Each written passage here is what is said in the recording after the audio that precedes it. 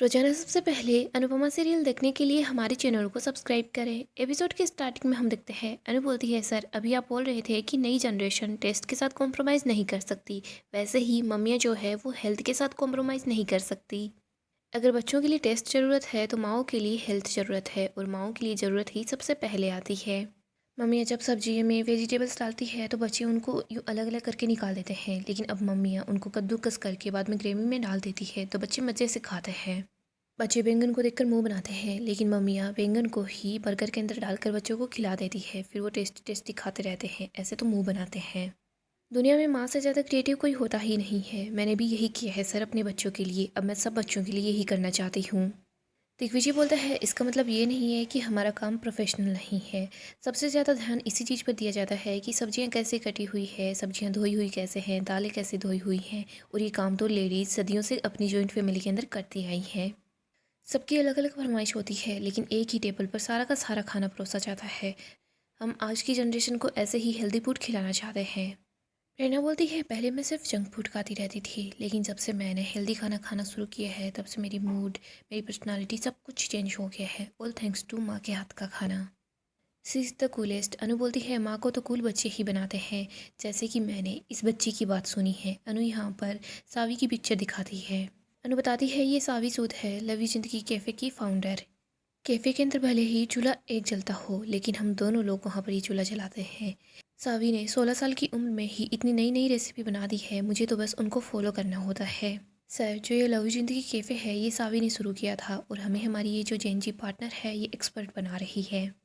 Company के लोग बोल रहे होते हैं कि हमें तो समझ नहीं आ रहा, हम आपकी बातों से इम्प्रेस हैं या फिर आपके बनाए हुए खाने से इम्प्रेस हो। दूसरे वाला बोलता है कि मेरी माँ कहती थी, खाना पतीले में नहीं प्यार में होता है। इस कॉन्फ्रेंस रूम में हमने कई सारी मीटिंग्स की है, कई सारी प्रेजेंटेशन हमने यहाँ पर देखी है। अनुपमा जी, आपका प्यार हम लोगों तक पहुँच गया है। वो लोग अनु के लिए ताली बजाते हैं। अनु काफ़ी ज़्यादा खुश होती है। वो बोलते हैं कि अनुपमा जी, आप कल से काम स्टार्ट कर सकती है। इधर प्रेरणा बोलती है, लेकिन कॉन्ट्रैक्ट पेपर्स। वो बताते हैं कि आप बस काम शुरू कीजिए, कल तक आपके पास पेपर्स भी पहुंच जाएंगे। अनु प्रेरणा को बोलती है, कोई बात नहीं। अनु को यहाँ पर पेपर मिल जाते हैं, जिसकी वजह से अनु काफ़ी ज़्यादा खुश हो जाती है। अनु और दिग्विजय कन्फर्मेशन लेटर को देख रहे होते हैं। अनु इमोशनल हो जाती है। दिग्विजय बोलता है, सपनों को सच करना तो कोई आपसे सीखे। अनु बोलती है, थैंक यू सर। इधर हम देखते हैं कंपनी के लोग बोलते हैं कि अनुपमा जी, फिलहाल ये सारा खाना हम फिनिश तो नहीं कर सकते, लेकिन हम ये आपका डब्बा रख सकते हैं क्या? अनु बोलती है, खबरदार। गृहिणी अपनी सारी जायदाद छोड़ सकती है, लेकिन अपना डब्बा नहीं। सब लोग हंसने लग जाते हैं।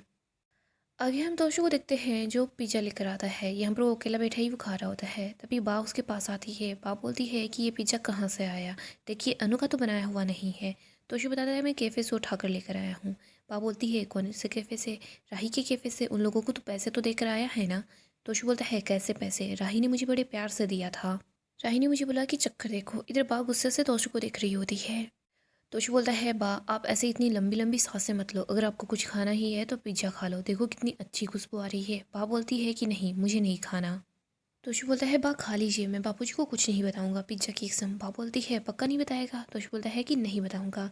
बा भी वहीं तोशु के पास बैठ जाती है, पिज्ज़ा खा रही होती है। तभी यहाँ पर बापूजी आ जाते हैं। वो बोलते हैं कि तुम क्या खा रही हो?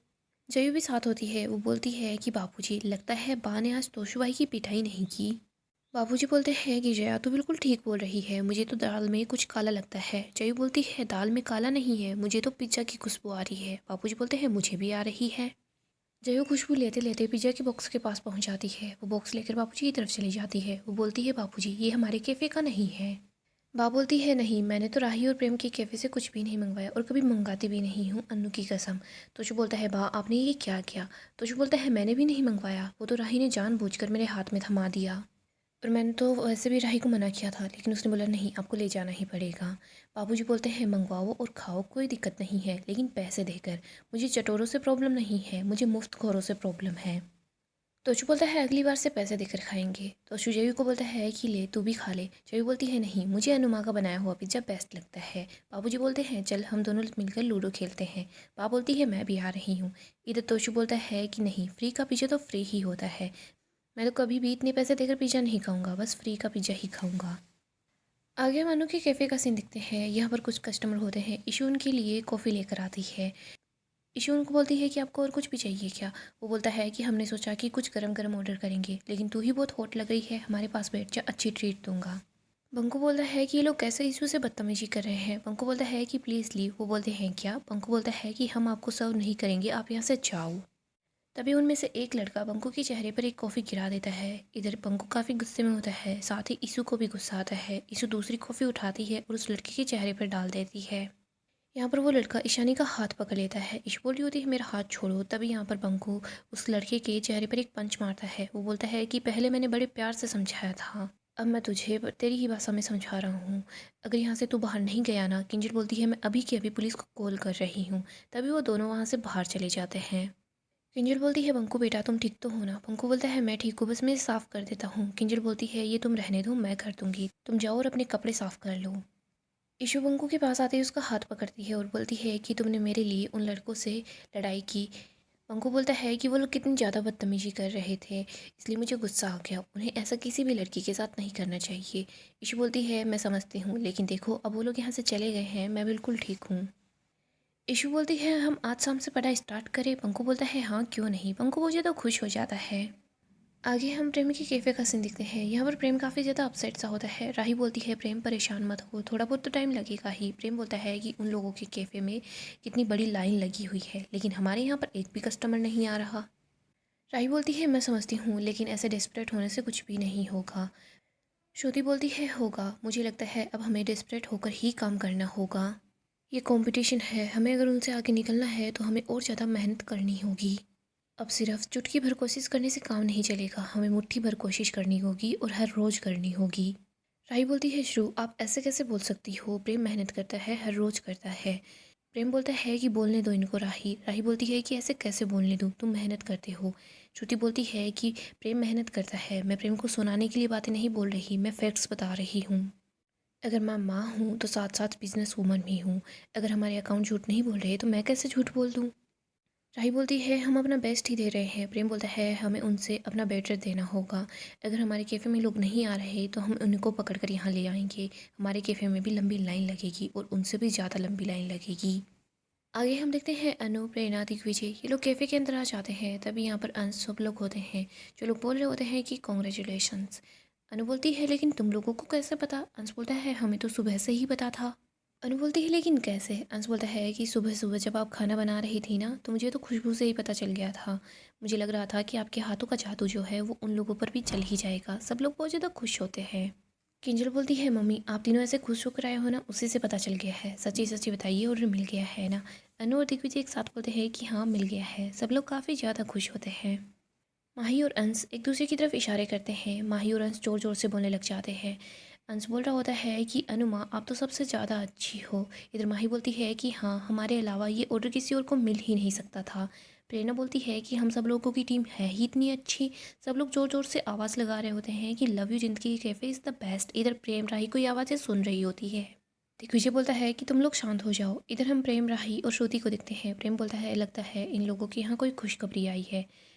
राही बोलती है हमारे यहाँ तो कस्टमर ही नहीं आ रहे और इनको खुशखबरियाँ मिल रही हैं। दिग्विजय बोल रहा होता है कि देखो हम लोगों ने मेहनत की और हमें कॉन्ट्रैक्ट मिल गया। माही बोलती है बट हम लोग तो खुशी मना रहे हैं। अनु बोलती है इसको खुशी मनाना नहीं कहते, इसको सामने वाले को जलाना कहते हैं। तुम लोग जानबूझकर ज़ोर से आवाज़ कर रहे हो ताकि उन लोगों को आवाज़ें सुनाई दे। और वैसे भी हम सिर्फ 500 लोगों के लिए खाना बना रहे हैं जिसमें हमें मुनाफा होगा। दिग्विजय बोलता है हाँ हम अपने फ़ायदे के लिए सब कुछ कर रहे हैं। अनु बोलती है ये तो कान्हा जी की कृपा है जिनकी वजह से हमें ये ऑर्डर मिल गया। हार की वजह से तो सब लोगों की गर्दन झुक जाती है, लेकिन जीत में भी जो सर झुका कर रखता है ना वही सबसे ऊपर जाता है। किंजल बोलती है सॉरी मम्मी मैं भी एक्साइटेड हो गई थी, लेकिन बात ही ऐसी है, थोड़ा सा तो सेलिब्रेट कर सकते हैं ना। अनु बोलती है हाँ थोड़ा सा सेलिब्रेट कर सकते हैं। अंश बोलता है एक मिनट रुको मैं अभी आया। अंश यहाँ पर पेस्ट्री लेकर आता है। अनु और दिग्विजय दोनों साथ मिलकर उसको कट करते हैं। अंश बोलता है कि आप लोगों को ये पेस्ट्री फ्री मिलने वाली है, आप लोग हमारी खुशी में शामिल हुए हैं ना। और उसके साथ ही साथ आप लोगों को दिग्विजय सर का गाना भी सुनने को मिलेगा। दिग्विजय बोलता है नहीं अंश ऐसा नहीं हो सकता। किंजल बोलती है नहीं सर गाना तो आपको सुनाना ही पड़ेगा। दिग्विजय बोलता है क्यों तुम लोग जिद कर रहे हो? पंकु बोलता है सबसे ज़्यादा जिद तो मैं करूँगा, इतने सालों से मैं आपके साथ रह रहा हूँ, लेकिन आपने अपना ये हुनर मुझसे छुपा कर रखा, आपको गाना तो पड़ेगा ही। सब लोग बोल रहे होते हैं गाना गाना। दिग्विजय बोलता है अनुपमा जी यहाँ कैफ़े में गाना गाना पड़ेगा? अनु बोलती है सर देखिए अभी हमारे पास इतना बजट नहीं है कि हम यहाँ पर स्टेज बनाएं, अब आपको यहाँ कैफ़े में ही गाना पड़ेगा। यहाँ दिग्विजय गाना गाना स्टार्ट कर देता है। सब लोग गाना भी गा रहे होते हैं, डांस भी कर रहे होते हैं, सब लोग काफ़ी ज़्यादा खुश होते हैं। यहाँ पर कस्टमर्स भी डांस कर रहे होते हैं। इधर हम प्रेम, राही, श्रुति को देखते हैं, जिन लोगों को ये सब कुछ बिल्कुल अच्छा नहीं लग रहा होता। प्रेम बोलता है इन लोगों को तो बस गाना बजाना ही चलता रहेगा। श्रुति बोलती है प्रेम आइडिया बुरा नहीं है, आजकल कैफ़ेज़ के अंदर गाना बजाना भी होता है, साथ में स्टैंड अप भी होती रहती है, हम भी ये कर सकते हैं। राही बोलती है ये लोग ऐसे नहीं गाना गा रहे हैं, मुझे लगता है कि ये लोग कुछ सेलिब्रेट कर रहे हैं, ऐसे इनको कौन सी खुशी मिल गई है। श्रुति बोलती है एक मिनट, मुझे लगता है इन लोगों को कोई ऑर्डर मिला है। प्रेम बोलता है क्या। श्रुति बोलती है देखो इन्होंने शक्ति वोरा को टैग किया हुआ है, शायद इसी कंपनी के लिए इनको कोई इवेंट का ऑर्डर मिला होगा। प्रेम बोलता है श्रुति जी एक मिनट, आपने कंपनी का क्या नाम बताया है। श्रुति बताती है कि शक्ति वोरा। राई बोलती है प्रेम तुम इन लोगों को जानते हो क्या। प्रेम बोलता है कि ये तो पायल वोरा जो हमारे साथ कॉलेज के टाइम पर थी, उसी की डैड की कंपनी है, मैंने ही प्रेरणा को उससे बात करने के लिए बोला था। राही बोलती है और प्रेरणा ने ये कॉन्ट्रैक्ट लव यू जिंदगी कैफ़े को दिलवा दिया। श्रुति बोलती है जब तक वो लड़की हमारे कैफ़े में थी तब तक तो उसने सब्जी लाने के अलावा कोई भी काम नहीं किया, लेकिन देखो वहाँ पर जाते ही अपने मार्केटिंग स्किल्स दिखाने लग गई। यहाँ पर राही के पास राजा का कॉल आता है। राही प्रेम को बताती है कि राजा से प्रांसी हैंडल नहीं हो रही, मैं चाहती हूँ उसको चुप कराती हूँ। इधर हम श्रुति को देखते हैं जो प्रेम को भड़काने लग जाती है। श्रुति बोलती है पहले तुम्हारा सपना, उसके बाद तुम्हारी दोस्त, और अब तुम्हारे हक का इतना बड़ा ऑर्डर, और क्या क्या छीने दोगे प्रेम तुम इन लोगों को। प्रेम ये जो सेलिब्रेशन हो रहा है ना उस पर तुम्हारा नाम होना चाहिए था, उस अनुपमा का नहीं। आगे हम प्रेरणा को देखते हैं, तभी उसके पास अंश आता है जो उसके लिए गिफ्ट लेकर आता है। प्रेरणा बोलती है ये क्या है। अंश बोलता है थैंक यू गिफ्ट। प्रेरणा बोलती है अंश अब मैं भी इस टीम का हिस्सा हूँ तो मुझे ये गिफ्ट नहीं चाहिए। अंश बोलता है नहीं, गिफ्ट तो आपको लेना होगा, और ये जो गिफ्ट है ये तुम्हारे कोवर्कर की तरफ से नहीं है, ये तुम्हारे लिए अनुमा के पोते की तरफ से है। वैसे तो हमारी अनुमा चैंपियन है, जो कुछ हुआ था उसकी वजह से अनुमा अपसेट थी, लेकिन तुमने जो प्रेजेंटेशन बनाई है ना उसकी वजह से अनुमा और दिग्विजय सर दोनों बहुत ज़्यादा खुश हो गए हैं। प्रेरणा बोलती है अच्छा ठीक है, फिर इस केस में मैं तुम्हारे लिए गिफ्ट रख सकती हूँ। प्रेरणा उस गिफ्ट को खोल कर देखती है जिसके अंदर ईयरिंग्स होते हैं। अंश बोलता है ये रियल गोल्ड नहीं है, बस गोल्ड प्लेटेड है, लेकिन जो फीलिंग्स है वो तो 24 कैरेट है ना, मेरे लिए ये बहुत ज़्यादा कीमती है। प्रेरणा बोलती है कैसे लग रहे हैं। अंश बोलता है अच्छे लग रहे हैं। अंश बोलता है प्रार्थना के जाने के बाद मैं कभी किसी से इतनी खुलकर बात नहीं कर पाया, सिर्फ तुमसे कर रहा हूँ। प्रेरणा बोलती है कि प्रेम के अलावा मेरा कोई अच्छा दोस्त नहीं था, लेकिन तुमसे बातें करके अच्छा लगता है, तुम्हारे साथ बात करने में कंफर्टेबल फील होता है। अंश तुम देखना इस केटरिंग के ऑर्डर से हमें काफ़ी फ़ायदा होने वाला है। तभी यहाँ पर प्रेम पहुँच जाता है। वो बोलता है तभी तो तुम चोरी पर उतर आई, पहले तो तुमने मुझसे 30 लोगों की बुकिंग चुराई, उसके बाद अब तुमने इतना बड़ा कॉन्ट्रैक्ट भी चुरा लिया। प्रेरणा बोलती है तुम कैसी नॉनसेंस बातें कर रहे हो, ना तो मैंने उस टाइम पर चोरी की थी और ना ही मैंने अब चोरी की है। प्रेम बोलता है पायल से बात करने के लिए मैंने तुम्हें बोला था। प्रेरणा बताती है कि तब मेरी पायल से बात नहीं हुई थी क्योंकि तुमने मुझे उस टाइम पर कैफ़े से बाहर निकाल दिया था, और अब जाकर उसने मुझे कॉल बैक किया है तो मैं अपना काम तो उसको बताऊंगी ही ना। प्रेम बोलता है प्रेरणा तूने जानबूझकर मेरा कॉन्ट्रैक्ट इन लोगों को दिलवा दिया। प्रेरणा बोलती है तेरा कॉन्ट्रैक्ट। प्रेम वो कभी कॉन्ट्रैक्ट तुम्हारा था ही नहीं, और अगर तुम्हें इतनी ही प्रॉब्लम हो रही है तो तुमने खुद पायल को कॉल क्यों नहीं किया, मुझे क्यों बोला था, तुम खुद कॉल कर लेते उसको। प्रेम बोलता है सेट अप। प्रेरणा बोलती है कि तुम चुप रहो, खुद तो अपना मौका गवा देते हो, उसके बाद दूसरों को बस ब्लेम करते जाते हो। प्रेम ये बिजनेस है, grow up and work hard.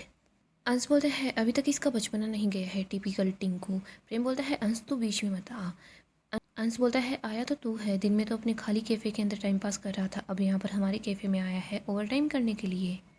प्रेम बोलता है मैं कम से कम अपना काम तो कर रहा हूँ ना, मम्मी का पल्लू पकड़ के पीछे पीछे नहीं घूम रहा।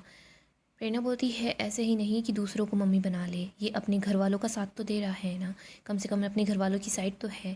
प्रेम बोलता है और प्रेरणा तुम किसकी साइड हो, जहाँ पर तुम्हें फ़ायदा दिखता है वहाँ तुम नए दोस्त बना लेती हो, और वैसे भी मैं तुमसे क्या ही उम्मीद रख सकता हूँ, तुम आखिरकार अनुपमा जोशी के साथ जो रहती हो उनसे यही सब कुछ तो सीखोगी। अंश बोलता है प्रेम तूने अनुमा को उनके नाम से बुलाया है, तुम्हारी हिम्मत कैसे हुई। अंश प्रेम को धक्का मार देता है। प्रेम वापस अंश के पास आता है और इन दोनों के बीच हाथापाई शुरू हो जाती है। श्रुति प्रेम को रोकने की कोशिश करती है तो दिग्विजय भी आ जाता है। वो प्रेम और अंश इन दोनों को छुड़वाने की कोशिश करता है, लेकिन इन दोनों के बीच बस हाथापाई ही चल रही होती है। प्रेम की वजह से यहाँ पर दिग्विजय को भी चोट लग जाती है। अनु इन लोगों को शांत कराती है, बोलती है कि बस कर दो, वरना मैं तुम दोनों के कान के नीचे ऐसा सतार बजाऊंगी कि कान में सीटी बजती सुनाई देगी। अनु बोलती है तुम दोनों की अक्ल के ऊपर पत्थर पड़ गए हैं क्या, तुम लोगों को ये दिखाई नहीं दे रहा कि तुम दोनों की लड़ाई के बीच किसी बड़े को चोट लग गई है, नालायक कहीं के। प्रेम दूसरी तरफ देखने लग जाता है। अनु बोलती है कि प्रेम ये आंखें मत घुमा वरना मैं तुझे थप्पड़ लगा दूंगी। प्रेम बोलता है मुझे आपकी शक्ल नहीं देखनी। अनु बोलती है कि हाँ, ना तुझे मेरी शक्ल देखनी है ना मेरा लेक्चर सुनना है, तो फिर तू यहाँ मेरे कैफ़े के अंदर क्या कर रहा है। प्रेम बोलता है आप सही बोल रही हो, मुझे आपसे और आपके इन सब लोगों से प्रॉब्लम है क्योंकि ये सब लोग भी आपकी तरह चोर हैं। यहाँ पर सारे के सारे लोग ही चोर हैं। पिछली बार मैं सिर्फ आपको धमकी देकर गया था, लेकिन इस बार की ये जो चोरी है ना, ये आपको इतनी महंगी पड़ेगी कि आप इसकी कीमत चुकाते चुकाते थक जाएंगे और कंगाल हो जाएंगे। मैं तुम सब लोगों को बर्बाद कर दूंगा, किसी को भी नहीं छोड़ूंगा, सब लोगों को बर्बाद कर दूंगा। यहाँ पर श्रुति प्रेम को वहाँ से ले जाती है। अनु काफ़ी ज़्यादा घबरा जाती है। गाइस, डेली अपडेट के लिए आप हमारे चैनल को सब्सक्राइब करें, साथ ही साथ वीडियो को लाइक भी कर दें। गाइस, अपकमिंग एपिसोड काफ़ी ही ज़्यादा इंटरेस्टिंग होने वाला है। अपकमिंग एपिसोड में हम देखेंगे अनु और सब लोग काफ़ी ज़्यादा खुश होते हैं। वो लोग सोच रहे होते हैं कि आज तो हमें 500 लोगों का खाना बनाना है और उसको डिलीवर भी करवाना है। सभी लोग बहुत ज़्यादा खुश होते हैं, साथ मिलकर खाना बना रहे होते हैं। इधर दूसरी तरफ हम प्रेम को देखते हैं जो सोच रहा होता है कि मुझे कुछ न कुछ करना होगा। यहाँ पर प्रेम अपनी दोस्त पायल से बात कर लेता है, उसको बोल देता है कि मुझे ये कॉन्ट्रैक्ट दे दो। पायल प्रेम की बात मान भी लेती है। यहाँ पर प्रेम को ये पता चलता है कि अभी तक अनु को कॉन्ट्रैक्ट पेपर नहीं मिले हैं, उसको सिर्फ कन्फर्मेशन लेटर मिला है।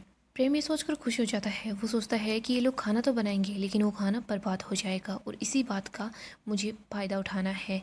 इन लोगों के पास कुछ भी नहीं रहेगा, पैसे भी नहीं बचेंगे, फिर ये लोग कहाँ से क्या ही चीज़ें खरीद पाएंगे। प्रेम यही सोचकर काफ़ी ज़्यादा खुश हो रहा होता है। इधर हम अनु और बाकी लोगों को देखते हैं जो लोग खाना रेडी कर लेते हैं।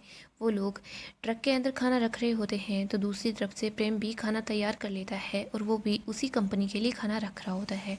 अनु देखती है कि जैसा लेबल उन लोगों ने अपने बॉक्सेस पे लगवाया है, सेम वही लेबल प्रेम की बॉक्सेस पर है।